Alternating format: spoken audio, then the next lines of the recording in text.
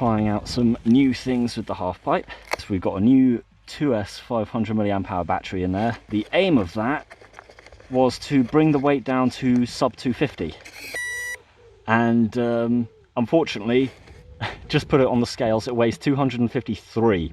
I'm thinking that's a mixture of the paint I've put on it, tin foil, there's more Velcro in there because this needs the battery to be a lot more forward, because it weighs a lot less. And most importantly, BBQ skewers along the leading edges of the wings. So I was chatting to guys on the forums, and the twitchiness where it likes to randomly, you know, shift its angle of attack, that is caused by a blunt leading edge, causing a great deal of variation in which way the wind wants to go over it. So with a BBQ skewer taped along the edge, that not only bevels the edge, but it also stiffens the wing. It's also quite windy today, so we'll be seeing how well this performs with both. But yeah, all those extra bits I've added, they've tipped the weight just over, so I would market this one as potentially sub 250, but you need to actively aim for that to be. It's not always going to be guaranteed. A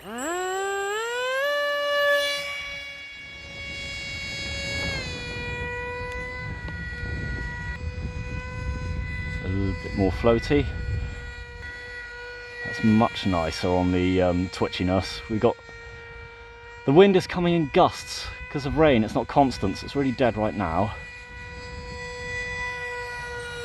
It's nice and smooth, but it demands a lot more on the throttle. Hello, dog. Just got one jumping on my back.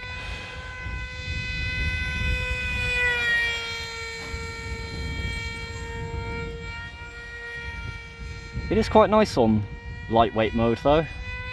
Right, I'm gonna just adjust that. Bit nose heavy, so I've overcompensated there on the battery placement. Let's bring that back just a tip. Try again with the weight adjusted. Got a bit more wind now.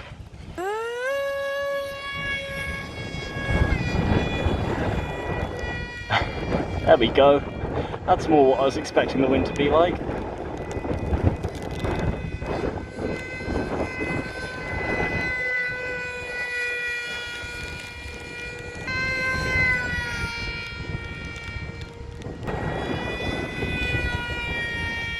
Due to the wind, I'm not quite keeping the plane as close to myself, or close to the camera really, as I was on other flights, because of that drastic difference in speed going that way to coming this way.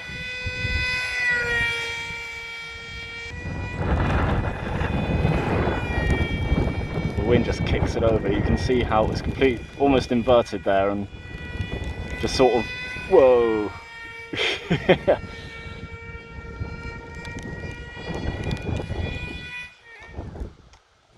Hit the deck. That reduction in weight though, I mean, I'm sure you could see on camera how softly that connected with the ground there, and the HalpPipe keeps the propeller from touching the ground, so you don't have to worry about catching that either. How are we looking?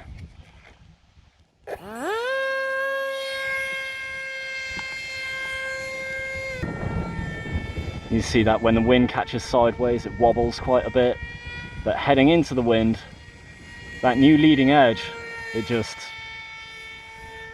deals with it. Oh, I dipped. That was quite a high speed crash.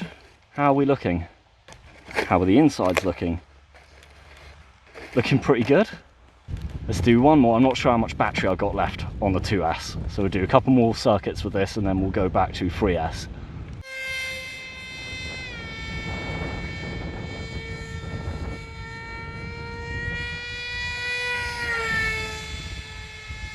Something that wasn't, oh, out of battery, come in. Oh, coming in with the tail, the wind to our tail. All right, 3S time.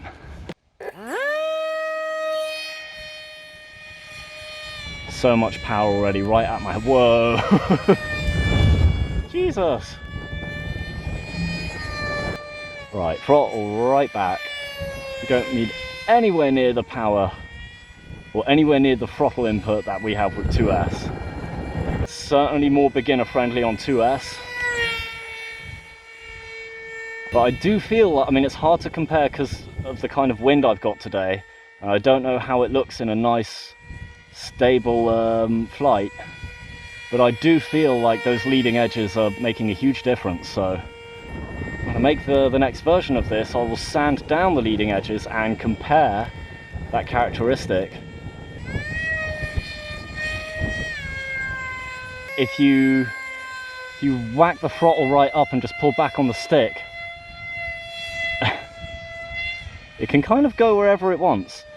It is certainly maneuverability that is appreciated for getting out of tight situations in the last second.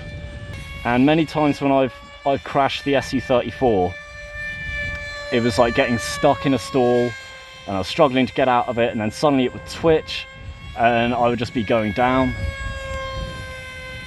And with that extra power, it's really nice to be able to dodge crashes and just throttle your way out of a bad situation. Let's try not to crash into my own face. When you do a steep upward turn, it comes down very quickly. You need to counter roll out of that when you're not long out of the top of the turn,